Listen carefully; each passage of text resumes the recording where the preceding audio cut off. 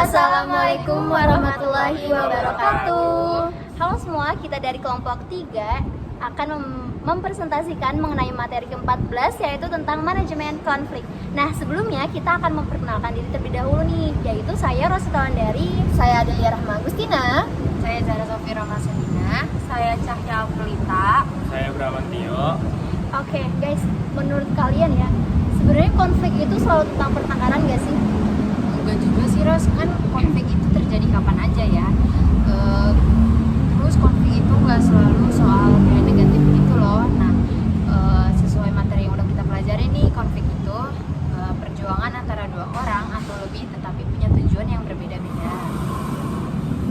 Betul, dan menurut Wilcock dan Hopper 2019, konflik itu muncul karena persepsi tentang tujuan yang gak sejalan, ada gangguan dari pihak lain, atau perebutan sumber daya yang langka.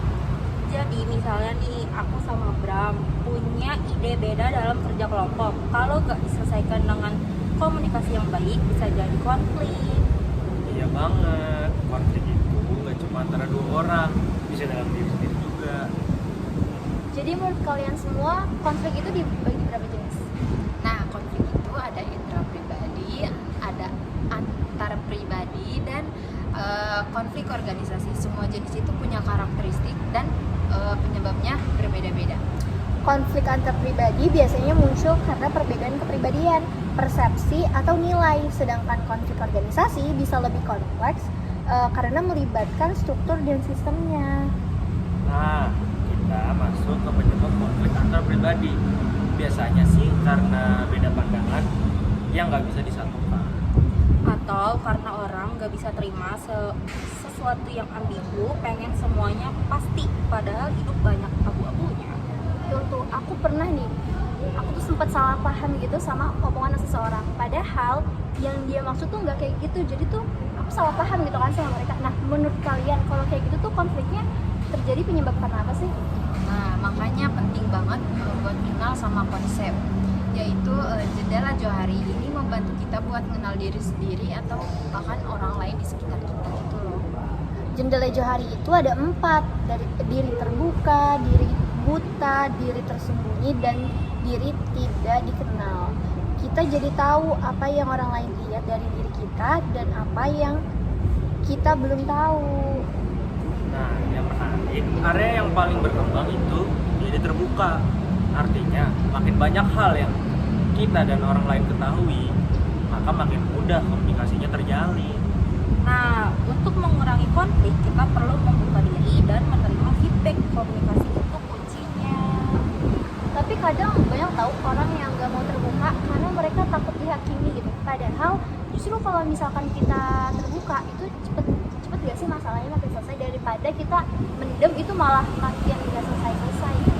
Makanya strategi menyesuaikan konflik itu penting banget, Ros.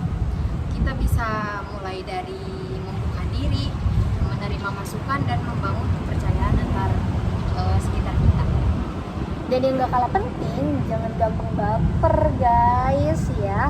Tahan emosi, dengerin dulu sampai selesai. Banyak konflik terjadi karena komunikasi yang setengah-setengah nih.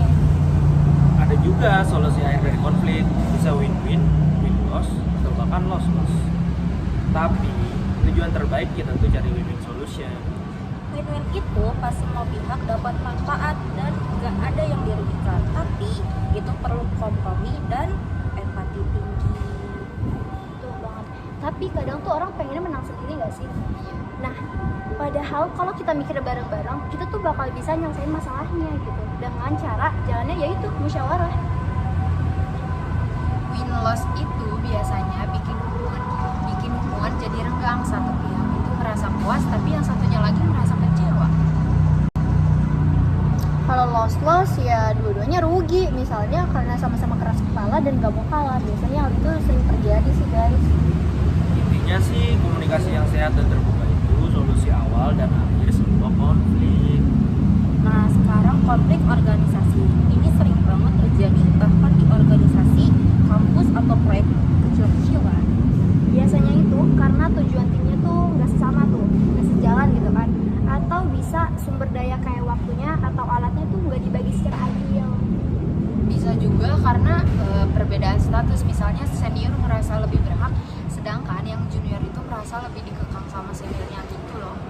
proses pengambilan keputusan yang gak transparan, akhirnya banyak yang merasa tidak dilibatkan, guys. Terus cara menanganinya gimana? Pertama nih, sadar dulu bahwa konflik organisasi itu wajar. Justru kadang bisa jadi sumber perbaikan kalau disikapinya secara positif. Nah, dan itu juga kita perlu jalur komunikasi secara jelas nih. Kalau bisa juga diselesaikannya secara informal dulu, baru kalau misalkan udah nggak bisa, kita pakai jalur formal, yaitu seperti musyawarah resmi kayak gitu, guys. Dan jangan lupa, jangan budidayakan cari kambing hitam, dan jangan juga nyari siapa yang salah. Betul tuh. Kalau semua pihak mau terbuka dan saling menghargai, konflik bisa jadi bahan refleksi dan pertumbuhan buat kita semua nih. Jadi intinya konflik itu bukan untuk dihindari, tapi untuk dipahami dan diselesaikan bareng-bareng. Betul. Jadi masalah apapun bisa terselesaikan dengan Baik. Kalau Masalah, kita kalau kita ngedengerin sampai selesai omongan orang tersebut. jadi nggak ada salah paham-paham Iya, ya. jadi teman-teman. jangan setengah-setengah dengerin baru marah-marah. Ya, biasa itu terjadi dengan wanita. Oke guys, terima kasih untuk penjelasan materi kali ini. Kita ucapin makasih banyak. Kurang lebihnya mohon maaf. Wassalamualaikum warahmatullahi wabarakatuh. Bye bye.